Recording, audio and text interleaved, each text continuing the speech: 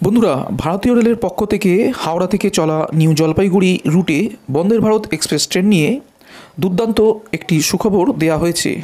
কি সেই সুখবর জানাবো আজকের এই ভিডিওটিতে, তাই সঙ্গে থাকুন। ভিডিওটি ভালো লাগলে একটি লাইক দিন আর সাথে চ্যানেলটি সাবস্ক্রাইব করে নিন পরবর্তী এই ধরনের ভিডিওগুলির নোটিফিকেশনটি আপনার কাছে পৌঁছে দিতে। দেশের একাধিক রুটে ভারতীয় রেলের বন্দে ভারত এক্সপ্রেস ট্রেন চলাচল করছে। পশ্চিমবঙ্গে একাধিক রুটে অত্যাধুনিক এই ট্রেন চলাচল করার জন্য প্রস্তুতি চলছে। তবে একটি রুটে ইতিমধ্যেই চলছে বন্দে ভারত এক্সপ্রেস, আর সেই রুটটি হলো হাওড়া থেকে নিউ জলপাইগুড়ি।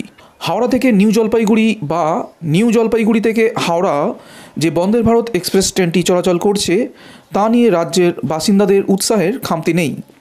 প্রতিদিন এই ট্রেনের আপডেট থেকে শুরু করে বিভিন্ন খবরাখবর নিতে দেখা যাচ্ছে যাত্রীদের। এসবের মধ্যেই রেলের তরফ থেকে এমন একটি সুখবর দেয়া হলো যা যাত্রীদের সুবিধা আরও বৃদ্ধি করবে। বাংলার বুকে চলা একমাত্র বন্দে ভারত এক্সপ্রেস রুটে এবার গতি বৃদ্ধি করা হচ্ছে।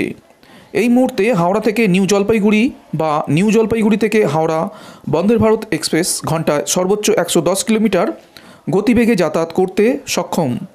তবে এই গতিবেগ ঘন্টায় 20 থেকে 30 কিলোমিটার বৃদ্ধি করার পরিকল্পনা গ্রহণ করা হয়েছে। বন্দে ভারত এক্সপ্রেসের গতিবেগ বৃদ্ধি করার জন্য যে সকল পরিকাঠামোর প্রয়োজন তা এবার সরজমিনে পরিদর্শন করেন পূর্ব রেলের অতিরিক্ত general manager doctor Joydeep Gupta.